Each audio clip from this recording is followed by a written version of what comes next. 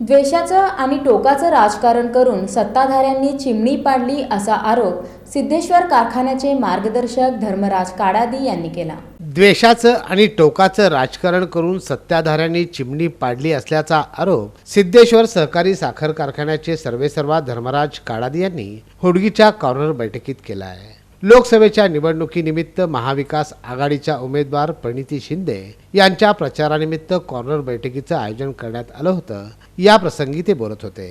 आपण सर्वजण कारखान्याच्या कार्यक्षेत्रामध्ये राहतात, कारखान्याच्या जवळ राहतात, त्यामुळे या लोकसभेमध्ये जे काही महत्त्वाचा आपल्या भागातला मुद्दा असेल तो हा सिद्धेश्वर साखर कारखान्याचा ज्या पद्धतीचं चुकीचं काम ह्या गेल्या 10 वर्षांमध्ये सोलापूरच्या लोकप्रतिनिधींनी केलं आहे, त्या चुकीच्या कामामधनं सिद्धेश्वर कारखान्याच्या वरती केलेलं जे अन्यायाचं काम आहे ते अतिशय सर्वात मोठी घोडचूक त्यांनी केलेली आहे। कार्यक्रमांतर्गत माजी आमदार दिलीप माने यांनी देखील काँग्रेस पक्षाला मतदान करून प्रणिती शिंदे यांना बहुमतानं निवडून देण्याचं आवाहन मतदारांना केलं।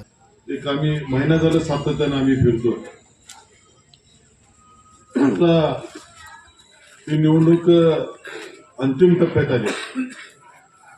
देशामधल्या 182 ठिकाणी निवडणूक आता पार पडलेल्या आहेत। 2 टप्पे आता देशामध्ये झाले आणि अशी एक भाजपची हवा होती की मतदानाची त्यांनी एवढी जाहिरात केली की मतदान जास्त झालं तर भाजप विजयी होईल, पण जर वेळेपेक्षा रेग्युलर निवडणूक होत असताना सुद्धा 3 ते 4% मतदान कमी झालं।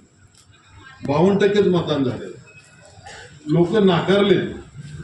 यावेळी सिद्धाराम चाकोते, बाळासाहेब शेळके, हरीश पाटील, श्रीकांत मेलगे, सचिन मनमाने आदींची उपस्थिती होती। या कॉर्नर बैठकीसाठी गावातील बहुसंख्य नागरिक यावेळी उपस्थित होते।